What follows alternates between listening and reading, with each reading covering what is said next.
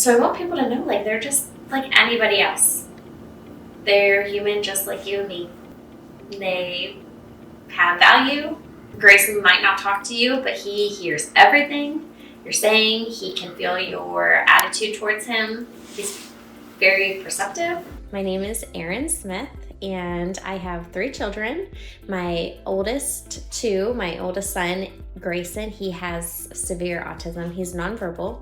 And then my middle son, Easton, also has autism, but he has very low support needs. Then I have my daughter, Jovi, who she's 7 years old, and she is the mother hen of her brothers. Grayson was not really talking at 18 months old. He had hit all of his other developmental milestones pretty well, but he wasn't talking at 18 months, and so his pediatrician suggested that we get a referral from Help Me Grow. We went through all of the screenings, and it came back that he might have a speech delay. But at that time, we were seeing some other things, like he wasn't responding to his name, seemed to kind of just do his own thing, played by himself, but he was just such a fun little kid. He was so funny and had like the best giggle. He loved bubbles, it was just this incredible little boy.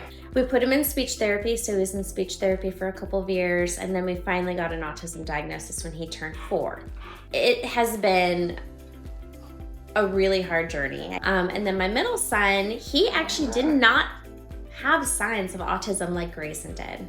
It's so funny, 2 parents have 2 kids and they turn out the same diagnosis, but they turn out completely different from each other. Someone at church actually told me they thought that I needed to probably have Easton screened for autism, and I was shocked. I said, no way. He's verbal, he's social, there's no way. And it turns out he also does have autism. That was kind of our experience with it starting out, and it really is just a day by day. We just take it day by day. We have new challenges spring up every single day, especially for Grayson, and it has been a really big learning experience. I will be the first to say that I have no idea what I'm doing, but I'm doing it anyway. So every day is kind of like a guessing game. I always loved to write. It's always been something that I've wanted to do, was to write a book, but I didn't really set out the intention to do it. So I started a blog in 2009, and I still have it today, and I still post on it.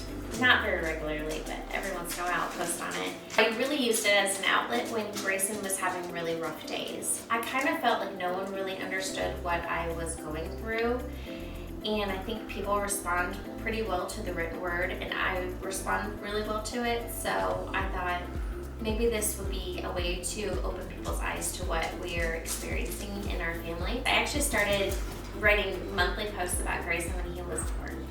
And then it just kind of evolved from there. There's a former teacher here in town, who said that she had taken her blog and turned it into a book. And so I thought, I bet I could do that. I bet I have enough posts from the last, 15 years, 10 years, that I could probably kind of come up with something. And I did. It's 10 years in the making, and I didn't even know I was doing it. So right now it's only available on Amazon, or it can be purchased from me too. It's called Take Heart, Our Everyday Autism. So Take Heart is actually really meaningful to me. It's from the Bible verse, John 16:33, where it talks about every day you will have trouble.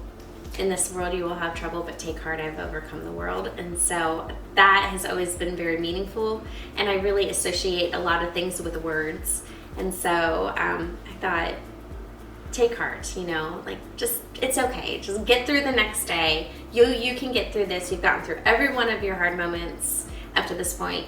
You can do this. Just keep moving. I just really wanted to share our story. I think people look at my life and maybe see me at the grocery store having a really tough time with my kids, and they might have a certain perception of who I am, or they might see me out and about with my family. And I just really wanted people to know what's actually going on, that everything is not what it seems. Everyone is kind of fighting a battle, that you might not know about. And so I wanted to share mine, and it was really hard. It is, like I said, it's very difficult to be vulnerable.